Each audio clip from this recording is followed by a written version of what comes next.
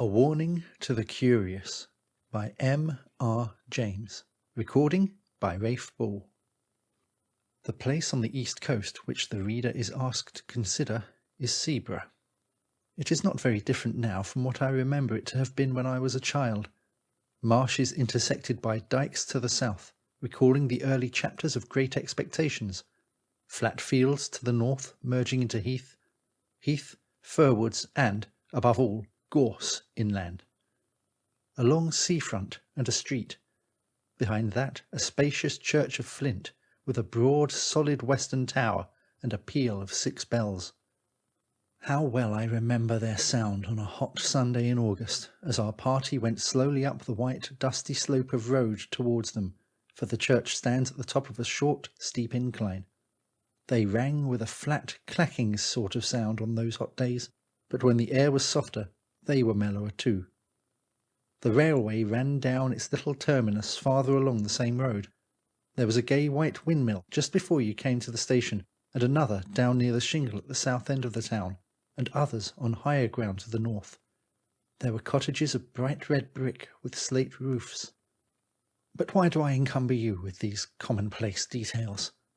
The fact is that they come crowding to the point of the pencil when it begins to write of Seaburgh. I should like to be sure that I had allowed the right ones to get on to the paper, but I forgot. I have not quite done with the word-painting business yet. Walk away from the sea and the town, past the station, and turn up the road on the right.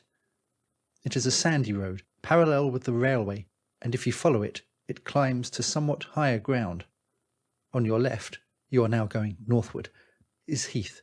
On your right, the side towards the sea, is a belt of old firs, wind-beaten, thick at the top, with the slope that old seaside trees have. Seen on the skyline from the train, they would tell you in an instant, if you did not know it, that you were approaching a windy coast. Well, at the top of my little hill, a line of these firs strikes out and runs towards the sea, for there is a ridge that goes that way, and the ridge ends in a rather well-defined mound, commanding the level fields of rough grass, and a little knot of fir trees crowns it. And here you may sit on a hot spring day, very well content to look at blue sea, white windmills, red cottages, bright green grass, church tower, and distant Martello Tower on the south. As I have said, I began to know Seaburgh as a child, but a gap of a good many years separates my early knowledge from that which is more recent. Still, it keeps its place in my affections, and any tales of it that I pick up have an interest for me. One such tale is this. It came to me in a place very remote from Seaburgh, and quite accidentally, from a man whom I had been able to oblige, enough in his opinion to justify his making me his confidant to this extent. "I know all that country, more or less," he said. "I used to go to Seaburgh pretty regularly for golf in the spring. I generally put up at the Bear with a friend. Henry Long it was. You knew him, perhaps?" "Slightly," I said. "And we used to take a sitting-room and be very happy there. Since he died, I haven't cared to go there, and I don't know that I should, anyhow, after the particular thing that happened on our last visit. It was in April, 19... We were there, and by some chance we were almost the only people in the hotel, so the ordinary public rooms were practically empty, and we were the more surprised when, after dinner, our sitting-room door opened and a young man put his head in. We were aware of this young man. He was rather a rabbity, anemic subject, light hair and light eyes, but not unpleasing. So when he said, "I beg your pardon, is this a private room?" we did not growl and say, "Yes, it is," but Long said, or I did, no matter which, "Please come in." "Oh, may I?" he said, and seemed relieved. Of course, it was obvious that he wanted company, and as he was a reasonable kind of person, not the sort to bestow his whole family history on you, we urged him to make himself at home. "I dare say you find the other rooms rather bleak," I said. Yes, he did. But it was really too good of us. and so on. That being got over, he made some pretence of reading a book. Long was playing patience, I was writing. It became plain to me after a few minutes that this visitor of ours was in rather a state of fidgets or nerves, which communicated itself to me, and so I put away my writing and turned to at engaging him in talk. After some remarks, which I forget, he became rather confidential. You'll think it very odd of me. This was the sort of way he began. But the fact is, I've had something of a shock. Well, I recommended a drink of some cheering kind, and we had it.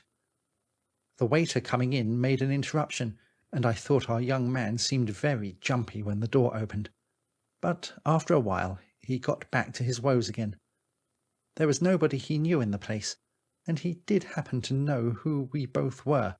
It turned out there was some common acquaintance in town, and really he did want a word of advice, if we didn't mind.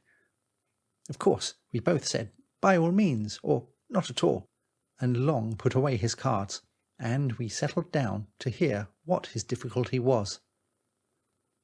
It began, he said, more than a week ago, when I bicycled over to Froston, only about 5 or 6 miles, to see the church. I'm very much interested in architecture, and it's got one of those pretty porches with niches and shields. I took a photograph of it, and then an old man who was tidying up in the churchyard came and asked if I'd care to look in the church. I said yes, and he produced a key and let me in. There wasn't much inside, but I told him it was a nice little church, and he kept it very clean. But, I said, the porch is the best part of it. We were just outside the porch then, and he said, "Ah, yes, that is a nice porch. And you know, sir, what's the meaning of that coat of arms there?" It was the one with the 3 crowns, and though I'm not much of a herald, I was able to say, yes, I thought it was the old arms of the kingdom of East Anglia. "That's right, sir," he said. "And you know the meaning of them 3 crowns that's on it?" I said I'd no doubt it was known, but I couldn't recollect to have heard it myself. "Well then," he said, "for all you're a scholard, I can tell you something you don't know. Them's the 3 holy crowns that was buried in the ground near by the coast to keep the Germans from landing. Ah, I can see you don't believe that. But I tell you, if it hadn't been for one of them holy crowns being there still, them Germans would have landed here time and again, they would. Landed with their ships and killed man, woman and child in their beds. Now then, that's the truth what I'm telling you, that is. And if you don't believe me, you ask the rector. There he comes, you asked him, I says." I looked round, and there was the rector, a nice-looking old man, coming up the path, and before I could begin assuring my old man, who was getting quite excited, that I didn't disbelieve him, the rector struck in and said, "What's all this about, John? Good day to you, sir. Have you been looking at our little church?" So then there was a little talk, which allowed the old man to calm down, and then the rector asked him again what was the matter. "Oh," he said, "it warn't nothing. Only I was telling this gentleman he'd ought to ask you about them holy crowns." "Ah, yes, to be sure," said the rector. "That's a very curious matter, isn't it? But I don't know whether the gentleman is interested in our old stories, eh?" "Oh, he'll be interested fast enough," says the old man. "He'll put his confidence in what you tells him, sir. Why, you known William Ager yourself, father and son too." Then I put in a word to say how much I should like to hear all about it, and before many minutes I was walking up the village street with the rector, who had 1 or 2 words to say to parishioners, and then to the rectory, where he took me into his study. He had made out, on the way, that I really was capable of taking an intelligent interest in a piece of folklore, and not quite the ordinary tripper. So he was very willing to talk, and it is rather surprising to me that the particular legend he told me has not made its way into print before. His account of it was this. "There's always been a belief in these parts in the 3 holy crowns.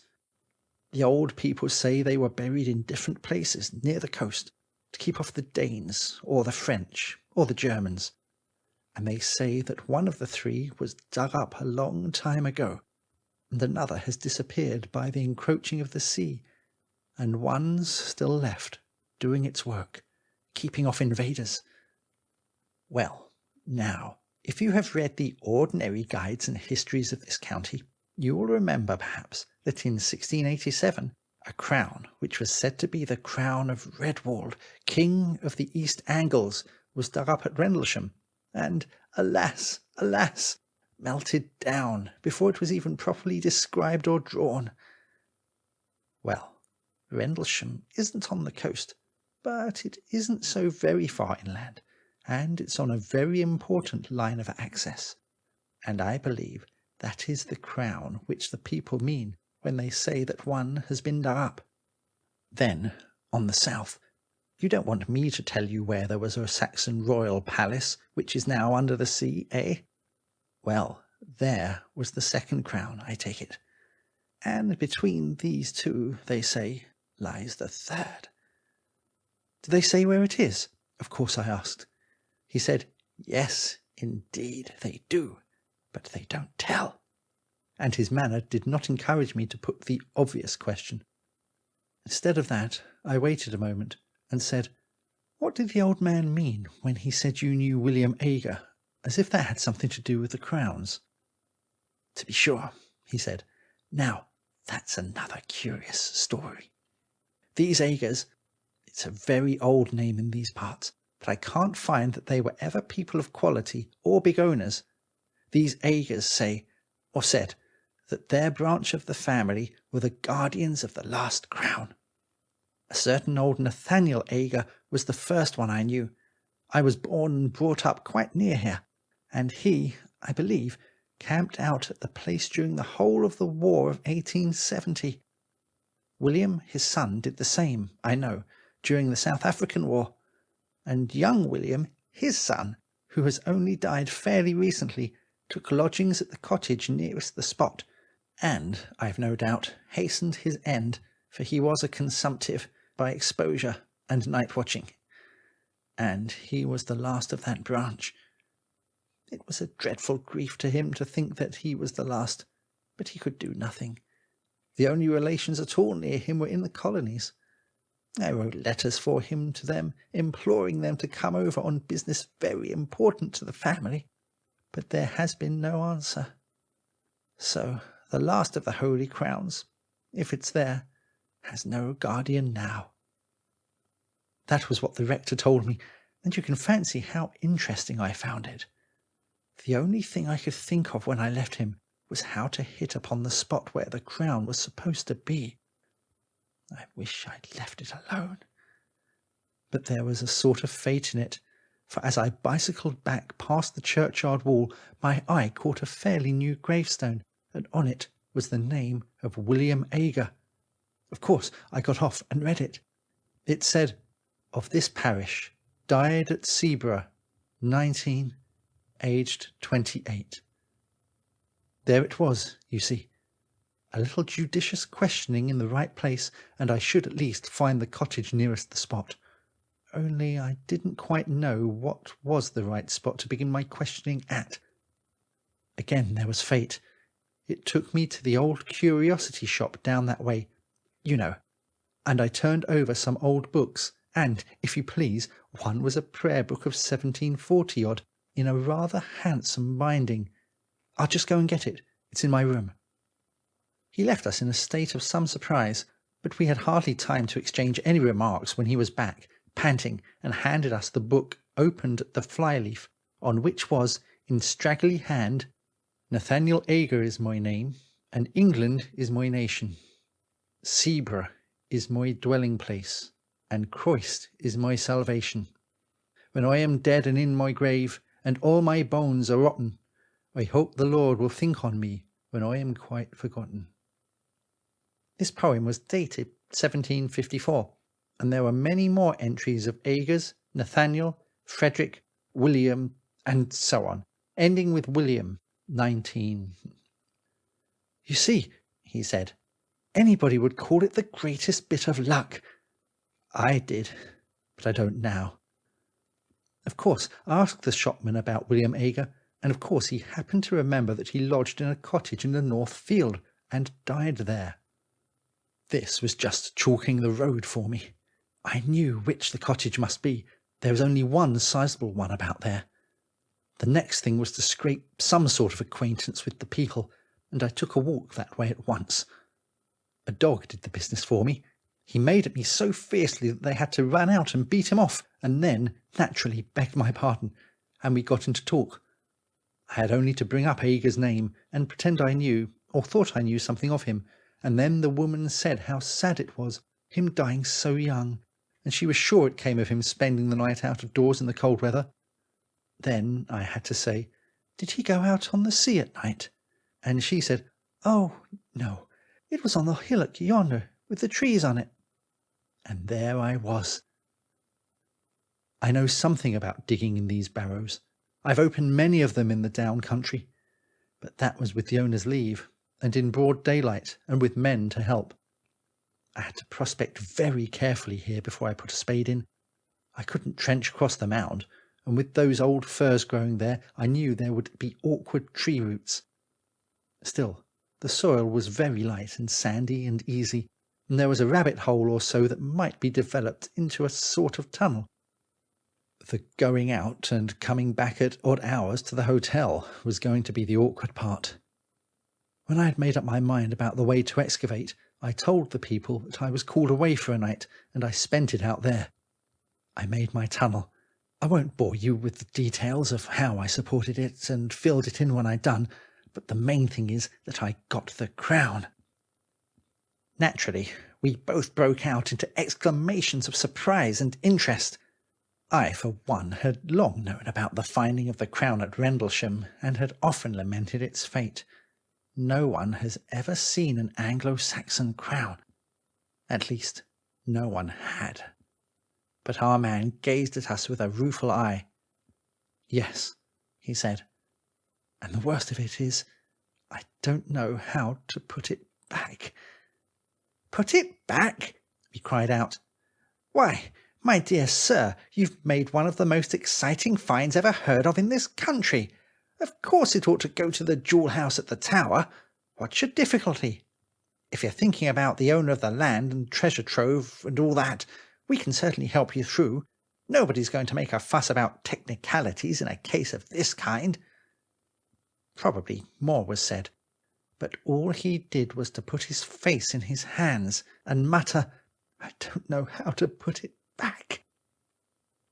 At last, Long said, You'll forgive me, I hope, if I seem impertinent, but are you quite sure you've got it? I was wanting to ask much the same question myself, for of course the story did seem a lunatic's dream when one thought over it, but I hadn't quite dared to say what might hurt the young man's feelings. However, he took it quite calmly, really with the calm of despair, you might say. He sat up and said, Oh, yes, there's no doubt of that. I have it here, in my room, locked up in my bag. You can come and look at it if you like.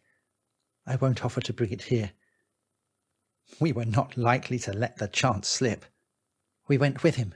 His room was only a few doors off. Boots was just collecting shoes in the passage, or so we thought. Afterwards, we were not sure.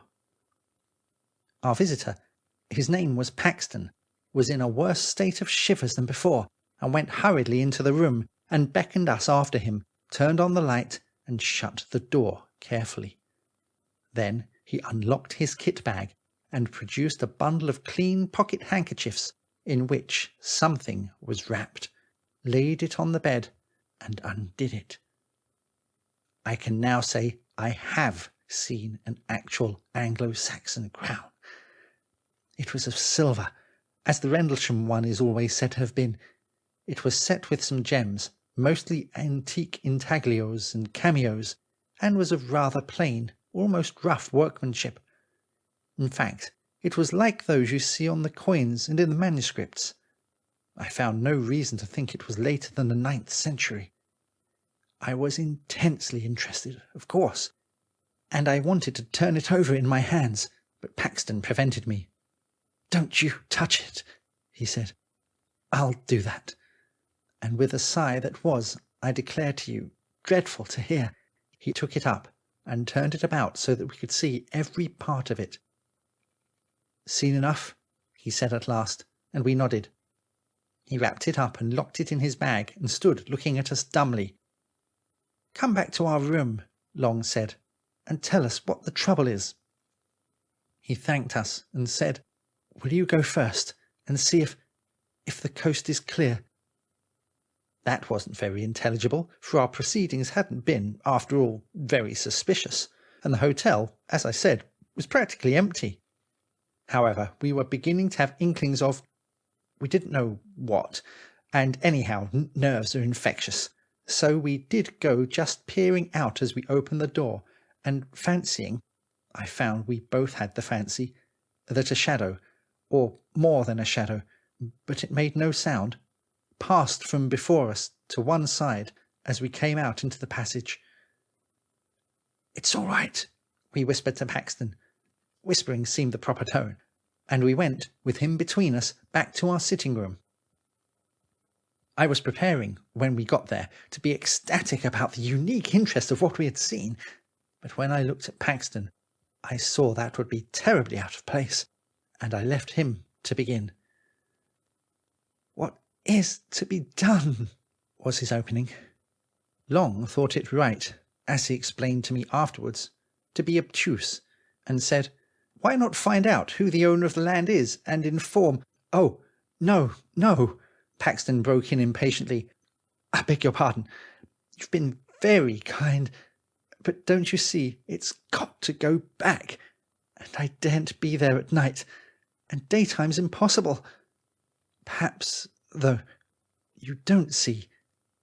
Well, then, the truth is that I've never been alone since I touched it." I was beginning some fairly stupid comment, but Long caught my eye, and I stopped. Long said, "I think I do see, perhaps. Wouldn't it be a relief to tell us a little more clearly what the situation is?" Then it all came out. Paxton looked over his shoulder and beckoned to us to come nearer to him, and began speaking in a low voice. We listened most intently, of course, and compared notes afterwards, and I wrote down our version, so I am confident I have what he told us almost word for word. He said, "It began when I was first prospecting, and put me off again and again. There was always somebody, a man, standing by one of the firs. This was in daylight, you know. He was never in front of me. I always saw him with the tail of my eye on the left or the right, but he was never there when I looked straight for him. I would lie down for quite a long time and take careful observations and make sure there was no one. And then, when I got up and began prospecting again, there he was. And he began to give me hints besides. For wherever I put that prayer book, short of locking it up, which I did at last, when I came back to my room, it was always out on my table, open at the fly-leaf where the names are, and one of my razors across it to keep it open. I'm sure he just can't open my bag, or something more would have happened. You see, he's light and weak, but all the same, I daren't face him. Well, then, when I was making the tunnel, of course, it was worse, and if I hadn't been so keen, I should have dropped the whole thing and run. It was like someone scraping at my back all the time. I thought for a long time it was only soil dropping on me, but as I got nearer the crown, it was unmistakable. And when I actually laid it bare and got my fingers into the ring of it and pulled it out, there came a sort of cry behind me. Oh, I can't tell you how desolate it was, and horribly threatening too. It spoilt all my pleasure in my find, cut it off that moment, and if I hadn't been the wretched fool I am, I should have put the thing back and left it. But I didn't. The rest of the time was just awful. I had hours to get through before I could decently come back to the hotel. First I spent time filling up my tunnel and covering my tracks, and all the while he was there trying to thwart me. Sometimes, you see him, and sometimes you don't. Just as he pleases, I think. He's there, but he has some power over your eyes. Well, I wasn't off the spot very long before sunrise, and then I had to get to the junction for Seaborough and take a train back. And though it was daylight fairly soon, I don't know if that made it much better. There were always hedges, or gorse bushes, or park fences along the road, some sort of cover, I mean, and I was never easy for a second.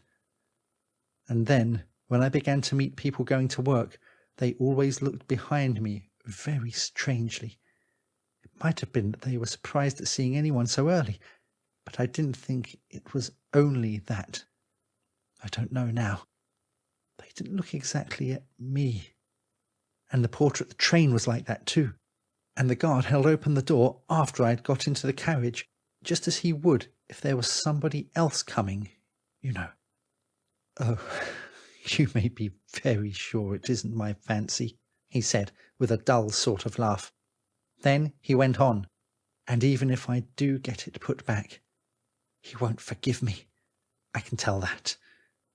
And I was so happy a fortnight ago. He dropped into a chair, and I believe he began to cry. We didn't know what to say, but we felt we must come to the rescue somehow, and so, it really seemed the only thing. We said if he was so set on putting the crown back in its place, we would help him. And I must say that after what we had heard, it did seem the right thing. If these horrid consequences had come on this poor man, might there not really be something in the original idea of the crown having some curious power bound up with it to guard the coast? At least, that was my feeling, and I think it was Long's too. Our offer was very welcome to Paxton anyhow. When could we do it? It was nearing 10:30. Could we contrive to make a late walk plausible to the hotel people that very night? We looked out of the window. There was a brilliant full moon, the Paschal moon. Long undertook to tackle the boots and propitiate him. He was to say that we should not be much over the hour, and if we did find it so pleasant that we stopped out a bit longer, we would see that he didn't lose by sitting up. Well, we were pretty regular customers of the hotel, and did not give much trouble, and were considered by the servants to be not under the mark in the way of tips, and so the boots was propitiated, and let us out onto the seafront, and remained, as we heard later, looking after us. Paxton had a large coat over his arm, under which was the wrapped-up crown. So we were off on this very strange errand before we had time to think how very much out of the way it was. I have told this part quite shortly on purpose, for it really does represent the haste with which we settled our plan and took action. "The shortest way is up the hill and through the churchyard," Paxton said, and we stood a moment before the hotel looking up and down the front. There was nobody about, nobody at all. Seaborough, out of the season, is an early, quiet place. "We can't go along the dyke by the cottage, because of the dog," Paxton also said, when I pointed to what I thought was a shorter way along the front and across 2 fields. The reason he gave was good enough. We went up the road to the church and turned in at the churchyard gate. I confess to having thought that there might be some lying there who might be conscious of our business. But if it was so, they were also conscious that one who was on their side, so to say, had us under surveillance, and we saw no sign of them. But under observation we felt we were, as I have never felt it at another time. Specially was it so when we passed out of the churchyard into a narrow path with close, high hedges, through which we hurried as Christian did through the valley, and so got out into open fields. Then along hedges, though I would sooner have been in the open where I could see if anyone was visible behind me. Over a gate or two, and then a swerve to the left, taking us up onto the ridge which ended in that mound. As we neared it, Henry Long felt, and I felt too, that there were what I can only call dim presences waiting for us, as well as a far more actual one attending us. Of Paxton's agitation all this time I can give you no adequate picture. He breathed like a hunted thing, and we could not either of us look at his face. How he would manage when we got to the very place, we had not troubled to think. He had seemed so sure that that would not be difficult. Nor was it. I never saw anything like the dash with which he flung himself at a particular spot in the side of the mound, and tore at it, so that in a very few minutes the greater part of his body was out of sight. We stood holding the coat and that bundle of handkerchiefs, and looking, very fearfully, I must admit, about us. There was nothing to be seen. A line of dark firs behind us made one skyline. More trees and the church tower half a mile off on the right, cottages and a windmill on the horizon on the left. Calm sea, dead in front. Faint barking of a dog at a cottage on a gleaming dyke between us and it. Full moon making that path we know across the sea. The eternal whisper of the Scotch firs just above us, and of the sea in front. Yet, in all this quiet, an acute and acrid consciousness of a restrained hostility very near us, like a dog on a leash that might be let go at any moment. Paxton pulled himself out of the hole and stretched a hand back to us. "Give it to me," he whispered. "Unwrapped." We pulled off the handkerchiefs, and he took the crown. The moonlight just fell on it as he snatched it. We had not ourselves touched that bit of metal, and I have thought since that it was just as well. In another moment Paxton was out of the hole again, and busy shovelling back soil with hands that were already bleeding. He would have none of our help, though. It was much the longest part of the job to get the place to look undisturbed, yet, I don't know how, he made a wonderful success of it. At last he was satisfied, and we turned back. We were a couple of 100 yards from the hill when Long suddenly said to him, "I say, you've left your coat there. That won't do. See?" And I certainly did see it, the long dark overcoat lying where the tunnel had been. Paxton had not stopped, however. He only shook his head and held up the coat on his arm, and when we joined him he said without any excitement, but as if nothing mattered any more, "That wasn't my coat." And, indeed, when we looked back again, the dark thing was not to be seen. Well, we got out on the road and came rapidly back that way. It was well before 12 when we got in, trying to put a good face on it, and saying, Long and I, what a lovely night it was for a walk. The Boots was on the lookout for us, and we made remarks like that for his edification as we entered the hotel. He gave another look up and down the seafront before he locked the front door, and said, "You didn't meet many people about, I suppose, sir?" "No, indeed, not a soul," I said, at which I remember Paxton looked oddly at me. "Only I thought I see someone turn up the station road after you gentlemen," said the Boots. "Still, you was 3 together, and I don't suppose he meant any mischief." I didn't know what to say. Long merely said, "Good night," and we went off upstairs, promising to turn out all lights and to go to bed in a few minutes. Back in our room, we did our very best to make Paxton take a cheerful view. "There's the crown safe back," we said. "Very likely you'd have done better not to touch it," and he heavily assented to that. "But no real harm has been done, and we shall never give this away to anyone who would be so mad as to go near it. Besides, don't you feel better yourself? I don't mind confessing," I said, "that on the way there I was very much inclined to take your view about being followed. But going back, it wasn't all the same thing, was it?" "No, it wouldn't do." "You've got nothing to trouble yourselves about," he said, "but I'm not forgiven.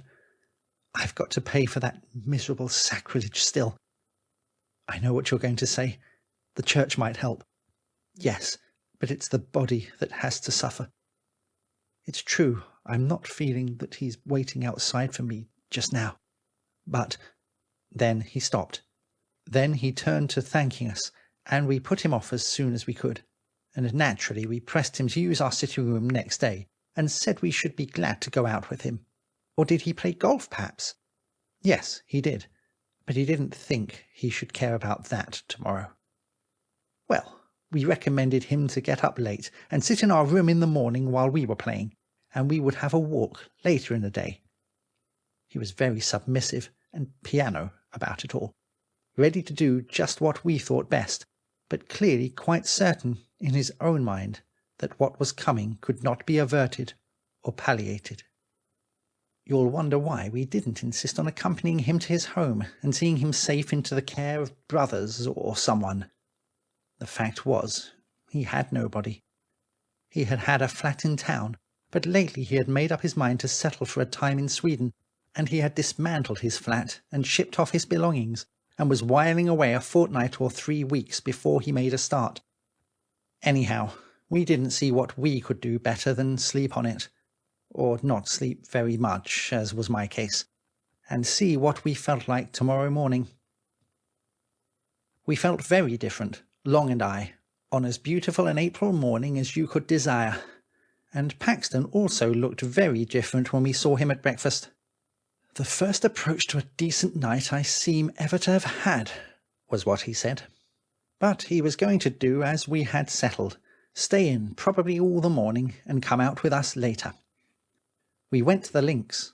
We met some other men and played with them in the morning, and had lunch there rather early, so as not to be late back. All the same, the snares of death overtook him.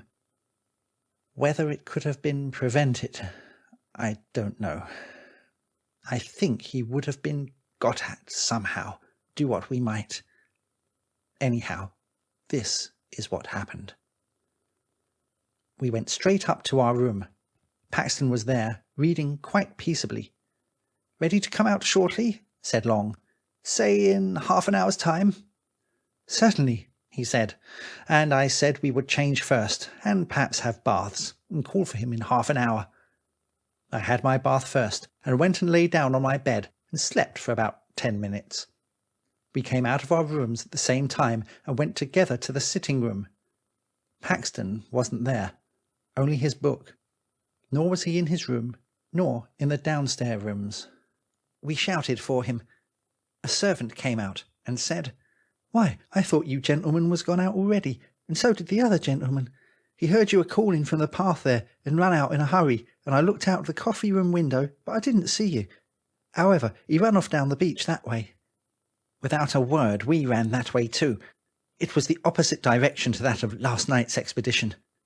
It wasn't quite 4 o'clock, and the day was fair, though not so fair as it had been, so there was really no reason, you'd say, for anxiety.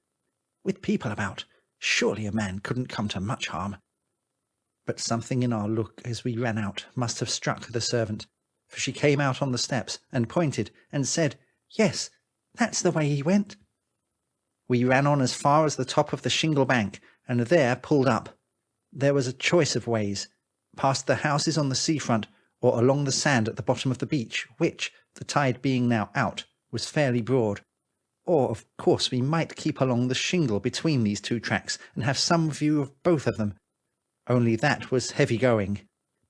We chose the sand, for that was the loneliest, and someone might come to harm there without being seen from the public path. Long said he saw Paxton some distance ahead, running and waving his stick, as if he wanted to signal to people who were on ahead of him. I couldn't be sure. One of these sea mists was coming up very quickly from the south.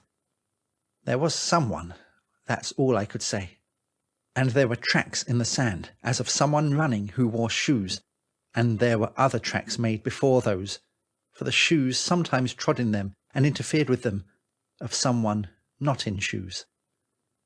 Oh, of course, it's only my word you've got to take for all this. Long's dead. We'd no time or means to make sketches or take casts, and the next tide washed everything away. All we could do was to notice these marks as we hurried on.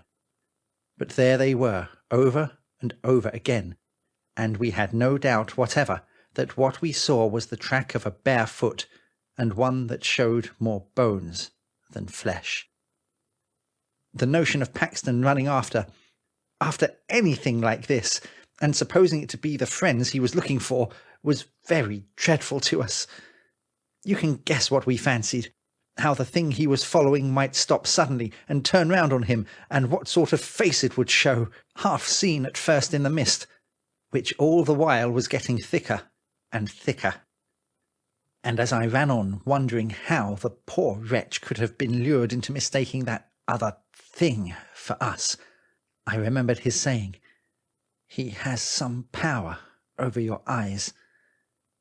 And then I wondered what the end would be, for I had no hope now that the end could be averted, and, well, there is no need to tell all the dismal and horrid thoughts that flitted through my head as we ran on into the mist. It was uncanny, too, that the sun should still be bright in the sky, and we could see nothing. We could only tell that we were now past the houses and had reached that gap there is between them and the old Martello Tower. When you are past the tower, you know, there is nothing but shingle for a long way. Not a house, not a human creature, just that spit of land, or rather shingle, with the river on your right and the sea on your left. But just before that, just by the Martello Tower, you remember there is the old battery close to the sea. I believe there are only a few blocks of concrete left now. The rest has all been washed away, but at this time there was a lot more, though the place was a ruin. Well, when we got there, we clambered to the top as quick as we could to take breath and look over the shingle in front, if by chance the mist would let us see anything.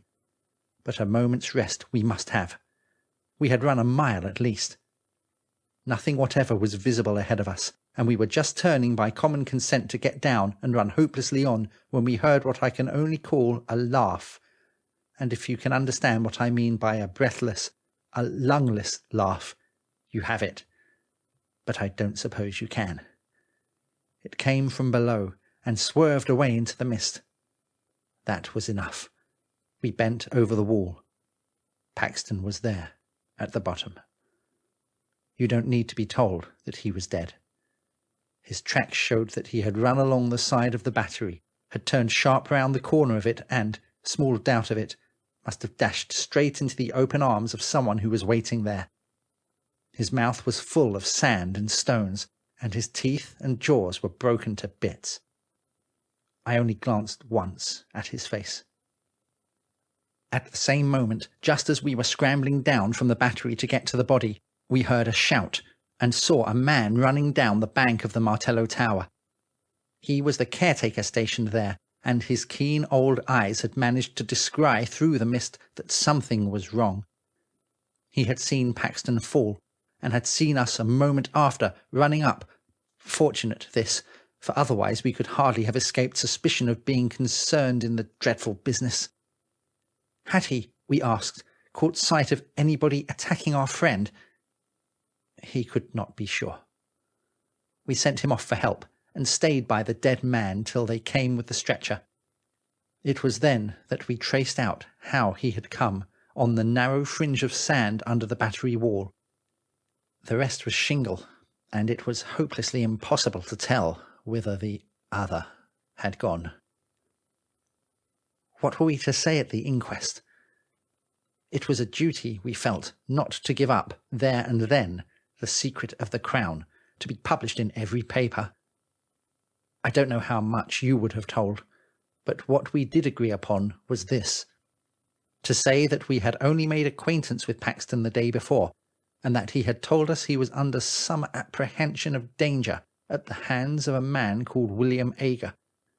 Also, that we had seen some other tracks besides Paxton's when we followed him along the beach. But of course, by that time, everything was gone from the sands. No one had any knowledge, fortunately, of any William Ager living in the district. The evidence of the man at the Martello Tower freed us from all suspicion. All that could be done was to return a verdict of wilful murder by some person or persons unknown.